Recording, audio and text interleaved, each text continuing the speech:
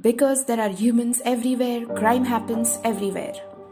The location and the culture shape the people involved, the specifics of the deed, and the nature of the justice served, if and when it's served.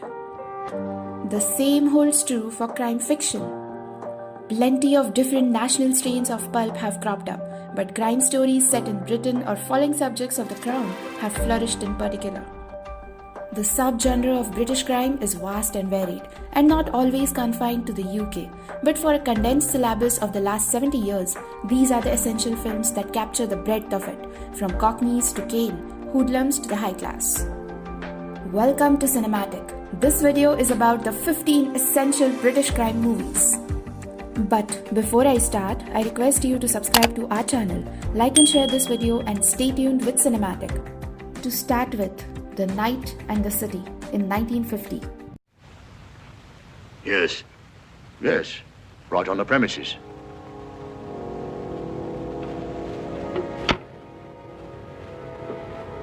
How much are you selling me for? There are you. Even with an American in the lead role, there are traces of the British crime subgenre that would emerge over the following decade. Watching Harry's literal mad dashes across town, his quick-talking hucksterism, and the broadly European cast, you can practically feel the future UK filmmakers waiting to remix it all. Next, The League of Gentlemen in 1960. And come prepared for a long stay. Decent accommodation, of course, sir, as befits officers and gentlemen. Well, the food will be good, and the prospects unlimited. British crime movies often distinguish themselves within the large genre by reflecting the country's history in its characters. Basil Dearden's Heist movie, The League of Gentlemen, follows a team of disgraced British Army officers who set out to rob a bank in London. The film is an example of how a crime movie can be more than shoutouts and heists. They can be character studies of a specific group of people and the things that would drive them into the other side of the law. Next, Get Carter in 1971. Listen, I don't like it when some tough nut comes pushing his way in and out of my house in the middle of the night. Bloody well tell me who sent you. You're a big man, but you're in bad shape. Depending on how it's viewed, Get Carter may shade some of its machismo cynically, while revealing in it too, of course. The end of the Carter story suggests that the adventure and vengeance was futile and misbegotten, the product of his testosterone run wild. Next, A Clockwork Orange in 1971. A Clockwork Orange's classifications as British crime film are nearly as important as its many innovations. The movie examines topics like crime, sex, violence, and masculinity, like many of the other movies on the list, but it does so with such a sense of wild invention. I've taught you much, my little droogies.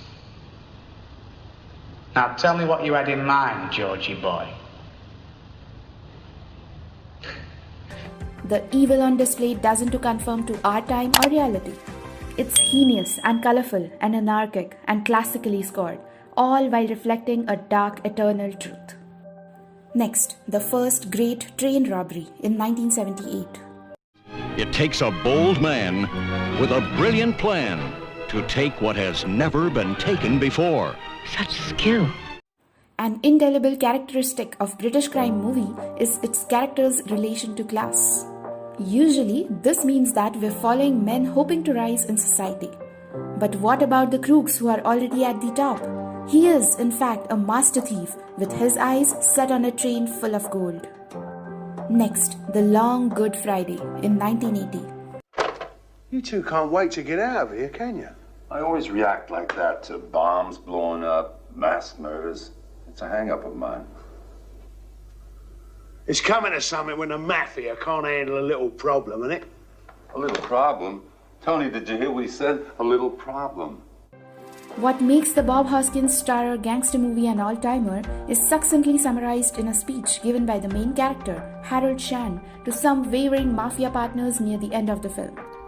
Next, The Hit in 1984.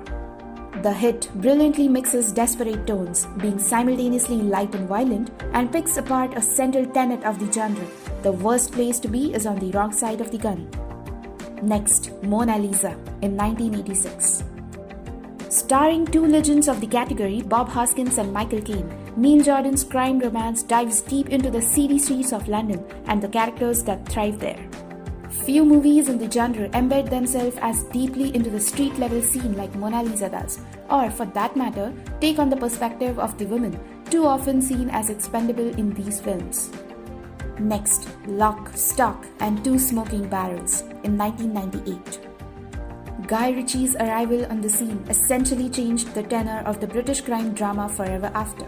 His films amplified the humor and the wit of the entries that came before them, and his dialogue was infused with the velocity and precision of the sort that Tarantino's characters had been delivering since the early 90s.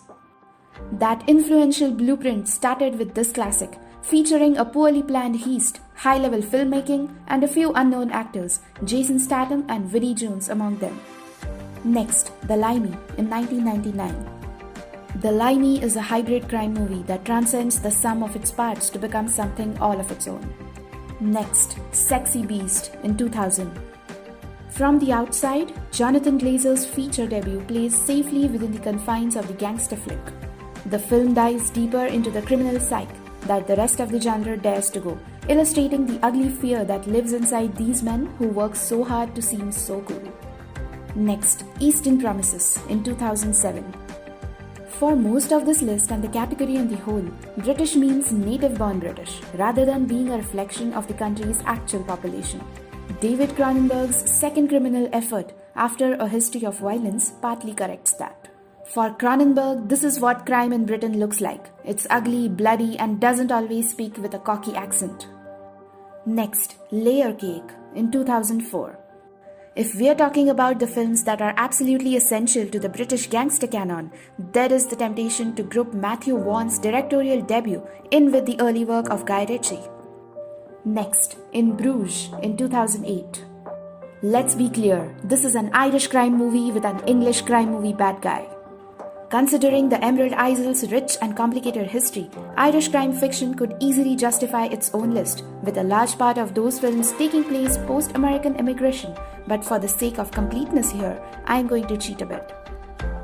Next, Red Riding in 2009. The expertly made triptych is mostly a bleaky affair that tries to grapple with the arc of history and evil, bad men undone by time, and the sacrifice of the good. If British shows and movies fascinates you, then don't forget to check Cinematic's previous video on Best from British Cinema. See you soon!